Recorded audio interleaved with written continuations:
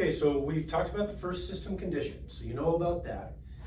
And remember that everything is, when we use the word system, we meaningfully mean the environment, society, and economic conditions. So now let's talk about the second system condition. The second system condition is very much like the first system condition.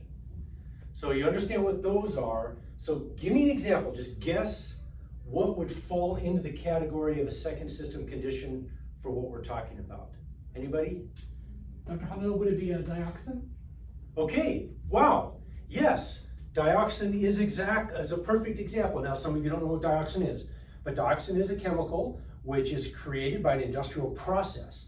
So that means it's man-made, it never existed in the planet. So in the first system condition, we're taking things out of the Earth's crust and we're bringing it out into the troposphere where we are. But after millions of years of evolution, we never had dioxin in our systems. So it reacts really bad with us. So dioxin is a perfect example. Where does dioxin come from? It comes from white paper. You like pretty white paper for writing things? Well, that white paper comes from chlorine being added to the wood pulp during the industrial process. That wood pulp now turns very, very white. Looks really good, but a byproduct in the waste materials is dioxin. And the reason dioxin is such a bad thing, not just because it causes cancer, but it never breaks down. It is a very resistant compound.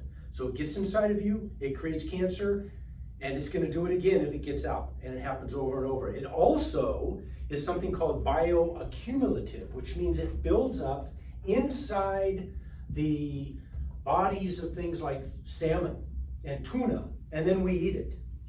So we get a whole bunch of it all at once instead of just a little bit of dose. But dioxin's a perfect example of the second system condition, which we haven't named yet, but I will. But how about try another one? Anybody have an idea of another? Plastics. Plastics, okay. All right, that's really good. So plastics we talked about in the first system condition, because we talked about how we take oil out of the ground, which has been in the crust for millions of years, and spread out the byproducts here. So plastic in and of itself, we used to think was okay. It never breaks down, it's never a problem. We have litter problems, right? Pollution from litter. But it turns out that plastic does two other things. Depending on how the industrial process is made, which is why it's a second system condition and not a first system condition, it leaches out into your water, for instance, in your bottle. And you've all seen those bottles, that says, free of whatever. And that's because they've eliminated that because we figured out that that is making people sick. So compounds like plastic do that. The second thing it does, it breaks down into little microscopic sized things and then gets inside of our bodies, mostly through the food we eat and the water that we drink. And so it gets inside. It's not supposed to be in there. Millions of years. We're part of an old system. Millions of years have gone by. And we haven't adapted to little tiny pieces of plastic going inside of us.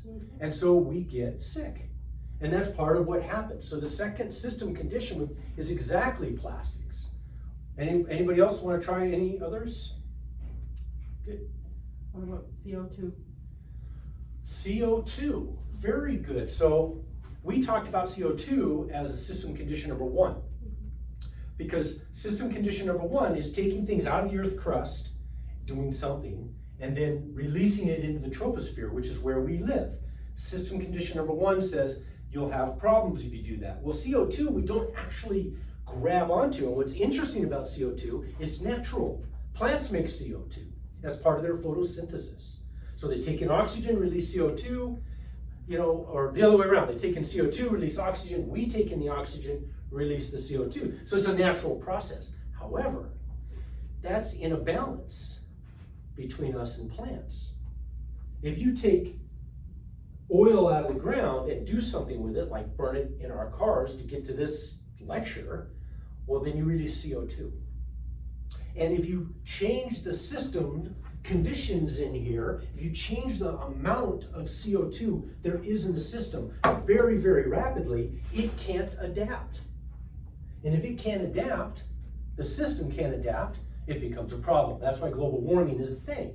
It's not that we're releasing CO2, it's releasing so much CO2 so fast So CO2 technically system condition number one, but in a way it's interesting because it is kind of, it seems like two, and the most important thing about the system conditions is you don't have to really worry about, well, is it strictly number one or strictly number two? It's just, hey, does it fall into the realm of all three of these?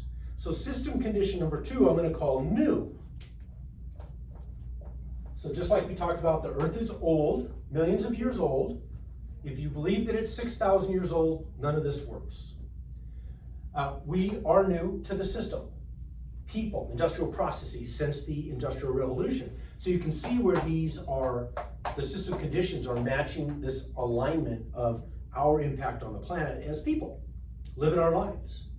So another category here with new is hormone disruptors. Lots of chemicals we make impact hormones. When are hormones important? Hormones are important during development, in the womb, all the way up until you basically you're about 25, 26, 27 years old during that time. Unless you're a female and you have a kid. Now you're nursing a kid, well, all those persistent bioaccumulative toxins and hormone disruptors are going straight in the kid because they build up inside of our bodies. So, yes, question. So I heard this, I'm not sure how accurate it is, that birth control, like the more we consume the birth control, especially females, there is no filtration, like to kill the content of birth control. It goes back to our water and then basically everybody consumes. That's why we have a lot of interruption in like genes and hormones between not just females, but it even affects male because they consume the same water. Good point. So think of the system condition of new. We've taken something which is in everybody's body, concentrated it, and released it out. And the concentration and release comes, there's so many people. And so birth control medicines then flush out of our body, they go into the system, and they actually affect other creatures and their cycles.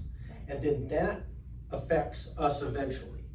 But there's this long lag phase. It takes a generation for this stuff to happen. So we don't have the system conditions in our politics to match the system conditions here.